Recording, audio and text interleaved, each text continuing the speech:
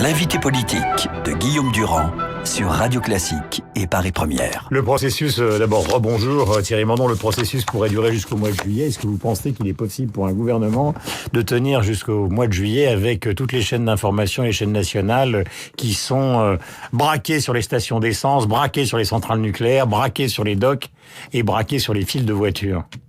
Ces conflits-là ne peuvent pas durer éternellement.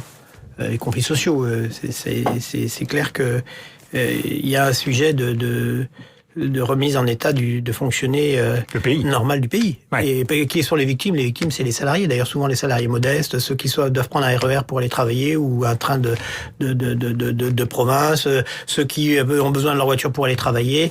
Donc c'est tout à fait le paradoxe de la situation. C'est que la CGT, qui est une organisation qui se réclame de la représentation des petits salariés et des ouvriers, Ils veulent pas canner. pénalise. Pardonnez-moi Ouais, l'expression. Ils refusent. Certes, on entend, on le voit, et d'une certaine manière, chaque jour ajoute à la radicalité de leur protestation. Mais enfin, ceux qui prennent en otage et en victime, c'est les gens qui disent par ailleurs avoir vocation à représenter. Donc il y a une contradiction qui quand même doit être Et si cette contradiction est réelle et compréhensible, le problème c'est de savoir qui va céder, Martinez ou Valls.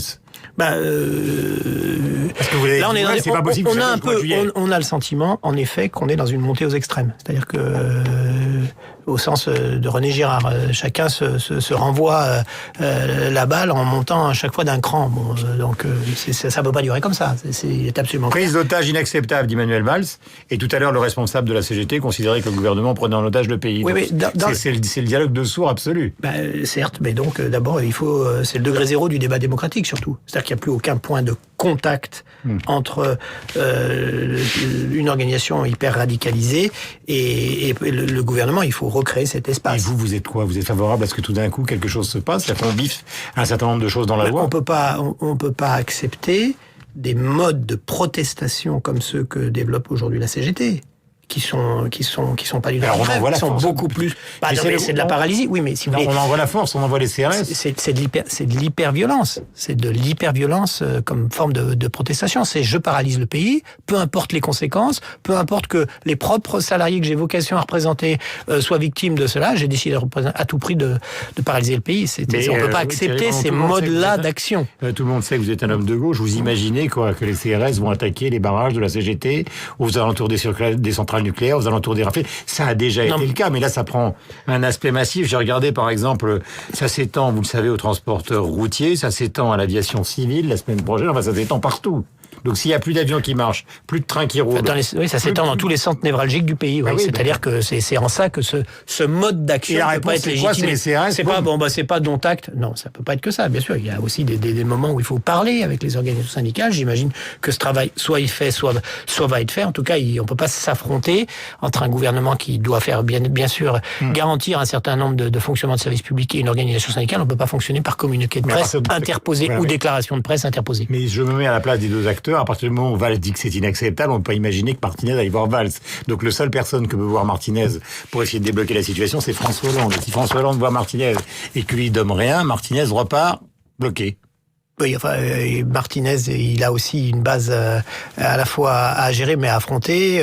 C'est des situations très tendues dans les raffineries. Hier, vous aviez dans certaines raffineries des contre-manifestations de salariés qui veulent travailler contre les ouvriers grévistes. Enfin, cette situation est difficile à gérer aussi pour la CGT. Il faut quand même mesurer qu'ils se mettent dans une voie sans issue. Hier, le président de la République était à France Culture. Beaucoup de gens ce matin dans la presse ironisent sur les réflexions qu'il a données sur le sens de l'histoire, le tragique de l'histoire, etc. Mais enfin, d'une certaine manière, on y est en plein, là. Parce que parce que le pays est complètement bloqué, l'euro arrive, le tourisme, c'est quand même une des voies de renforcement du commerce extérieur français qui est massif l'été, ça ne peut pas durer comme ça. Raison de plus pour que tous les fils du dialogue existant soient activés pour qu'on sorte de cette situation sans issue. Ils ne veulent pas discuter. Vous voyez que ce matin, on est en train... Nous discutons, ils ne veulent pas. Ils veulent pas, mais il faut bien qu'ils le fassent. Le gouvernement va pas dire écoutez les gars, vous voulez pas de cette loi, d'accord, on arrête. C'est pas comme ça que les choses marchent en politique. Il y a un processus démocratique, la loi est au Sénat, elle reviendra à l'Assemblée, et donc les seules issues, c'est la discussion. Et quand Laurent Berger dit dans Le Parisien ce matin que retirer la loi, c'est-à-dire retirer la possibilité que les négociations se fassent en direct entre les entreprises et les salariés, ce serait totalement inacceptable, est-ce qu'il a raison ? Je crois. Je crois que c'est parce que si on se pose 2 minutes, de quoi parle-t-on? On parle d'une loi dont l'article 2, entend développer la négociation dans les entreprises et renforce les droits des salariés. C'est pas assez dit, puisqu'aujourd'hui, un accord entre un patron et 30% des salariés, ça suffit à faire un accord d'entreprise. Demain, avec la loi El Khomri, il faut au moins 50% des salariés représentés pour que l'accord soit valide. Et si des salariés minoritaires considèrent que cette loi va à l'encontre de leurs intérêts, ils peuvent même demander un référendum dans l'entreprise pour contrecarrer la loi. Donc les lois, les garanties offertes aux salariés sont supérieures dans le texte existant, s'il est adopté, que dans le droit positif. Donc c'est ça que dit Laurent Berger, c'est-à-dire pour ça qu'il soutient ce texte. Il croit, lui, que les réserves de compétitivité et de développement de l'emploi des entreprises, c'est premièrement de décentraliser le plus possible un certain nombre de principes de négociation. Il a raison. Et deuxièmement, de le faire en renforçant le rapport de force entre salariés et patrons, ce qui est l'objet de la loi El Khomri. Donc il faut simplement l'expliquer. Le problème, c'est qu'on a raté pour l'instant cette explication. Pourquoi ? Parce que l'histoire du texte, absolument, parce que l'histoire du texte a été très compliquée. On est entré dans un premier texte qui finalement a été complètement modifié. Entre les deux, il y a eu de la concertation. Tout le monde a perdu le fil. Donc, mais cet article 2-là, faut quand même, ça vaut le coup de rappeler aux salariés qui donnent plus de droits salariés que le droit existant aujourd'hui. Mais dans l'article du Parisien, Thierry Mandon, Berger dit, on lui pose la question, qu'est-ce que va faire Hollande ? Il dit, qui sait pour l'interrogation ? Qui sait ? Par définition, ça c'est le président de la République, c'est décide. Non, parce que là, il peut pas se planquer à France Culture, le président de la République. Il va bien falloir qu'il fasse quelque chose. Mais il n'a pas l'habitude de se planquer. Je pense que le président de la République a montré depuis le début du quinquennat, malgré tous les reproches qu'on a pu lui faire, que dans les moments de crise importante du pays, il répondait présent. Donc il faut qu'il reçove Martinez et qu'il se passe quelque chose. C'est à lui de voir les modes d'intervention. Enfin, il n'y a que ça comme solution. Mais en tout cas, il est forcément au poste de commande sur une crise aussi grave. Hier, je regardais le grand journal de Canal+, Cédric Villani, vous le connaissez évidemment, bien, puisque c'est votre domaine d'intervention, Thierry Mandon, vous vous occupez de la recherche. Il était là avec sa lavalière, sa petite bestiole sur son costume, et il disait la restriction des crédits dans l'enseignement supérieur, c'est inacceptable, notamment du côté du CNRS, la recherche évidemment. Vous lui répondriez quoi ce matin ? Il a raison. D'ailleurs, on a trouvé avec Bercy, après des quelques jours de négociation, une solution qui... En rappelant, je rappelle que Bercy a envoyé des lettres de cadrage à tous les ministères demandant... Non, il y a deux choses différentes. Il y a l'exécution du budget 2016, le budget qui a été voté par le Parlement. Il se trouve que comme il faut faire des économies parce qu'il y a des dépenses nouvelles à financer, il avait été envisagé qu'une partie de ces économies soit prélevée sur le budget de la recherche. D'où les problèmes. Nous-mêmes, d'ailleurs, ayant été informés tardivement de cette intention. Donc quand on a appris ça, on a fait ce qu'il fallait avec Bercy, aidé d'ailleurs par les prix Nobel, par le CNRS, par les organismes qui ont dit que c'était absolument impossible, et on a obtenu que on rétablit les 250 millions. Techniquement c'est compliqué, mais enfin ça revient à ça. Il n'y aura pas de coupe ni dans les budgets de recherche, ni dans le budget de laboratoire, ni dans les. Vous pouvez nous garantir ce matin que notre jeune homme, qui est totalement garanti. Donc médaille Field. L'un des plus brillants mathématiciens, représentant finalement la communauté de la recherche en France. C'est absolument garanti et c'est indispensable pour 2007. Mais il dit autre chose, et là ils ont raison les chercheurs. C'est que tous les pays du monde, l'Allemagne, l'Angleterre, récemment encore, ont décidé de faire de la recherche l'arme de la compétitivité durable du pays.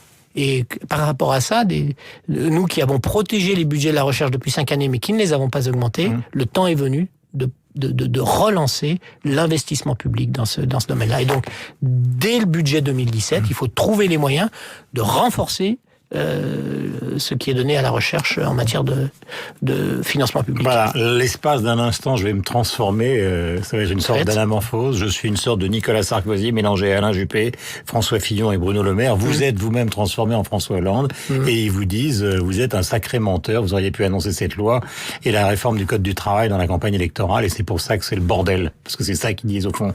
François Hollande a menti depuis le début, et les gens poussent des hurlements à cause de ça. Mais c'est rude, comme... Oui, c'est rude, mais si vous voulez... Hollande menteur, Hollande manque d'autorité. Oui, mais alors, on va prendre les choses dans l'ordre. D'abord, je pense qu'il se trompe sur la façon dont on peut diriger un pays complexe. Et donc, il suffit qu'ils regardent à l'étranger. Ils sont en train de nous expliquer toute la liste que vous représentez vous-même, je vous félicite, que finalement, il faut dire avant... de transformation symbolique. Bien sûr, j'ai bien compris que c'était un effort, même sûrement difficile, qu'il faut dire avant ce qu'on va faire, qu'ensuite il y a même plus besoin du Parlement puisqu'on va faire par ordonnance ce qu'on a décidé. Ça marche pas comme ça. Et d'ailleurs, je veux vous dire, ils ne le feront pas. Ils ne le feront pas. Si vous croyez qu'on va simplifier le Code du travail par ordonnance, C'est même pas magique. Sarkozy n'en peut pas. Hein. Copé en parle. Juppé en parle. Sarkozy une société telle qu'elle est aujourd'hui, atomisée, complexe, ça se pilote de manière différente. Et comment ça se pilote ? Ça se pilote quand on décide une réforme. Pas en dissimulant. Non, il en a jamais parlé. Il n'a pas parlé parce qu'il a vu à l'évolution de l'emploi qu'il a entendu ce qui s'est dit, il y avait un certain nombre de preuves. Mais il faut beaucoup mieux préparer les réformes. Quand on veut faire une réforme, en amont, il faut beaucoup mieux les préparer. Il faut concerter beaucoup plus. Il faut faire des vraies études avant des impacts qu'on attend des réformes qu'on envisage. C'est toute une façon de gouverner nouvelle qui est indispensable dans notre pays pour gérer la complexité et rendre possible la réforme. Et de ce point de vue-là, les certitudes martiales de tous les leaders de droite que vous avez évoquées, elles s'effondreront à la première décision qu'ils prendront. La société, ça marche plus comme ça. Les gens sont beaucoup plus intelligents, beaucoup plus informés, beaucoup plus cultivés. Ils veulent participer. Si vous croyez qu'on gouverne un pays comme la France par ordonnance, vous n'allez pas être déçus du résultat. Thierry Mandon est secrétaire d'État chargé de l'enseignement supérieur et de la recherche. Il était sur l'antenne de Radio Classique et de Paris Première ce matin. Passez la meilleure journée possible. Elle va être compliquée cette journée. Une bonne terrasse, ça fait du bien dans le Figaroscope de ce matin. Il donne la liste des meilleures terrasses de Paris et vous trouverez évidemment partout en province, partout dans notre beau pays, toutes les terrasses pour de temps en temps se détendre, c'est nécessaire. C'était l'invité politique sur Radio Classique et Paris Première.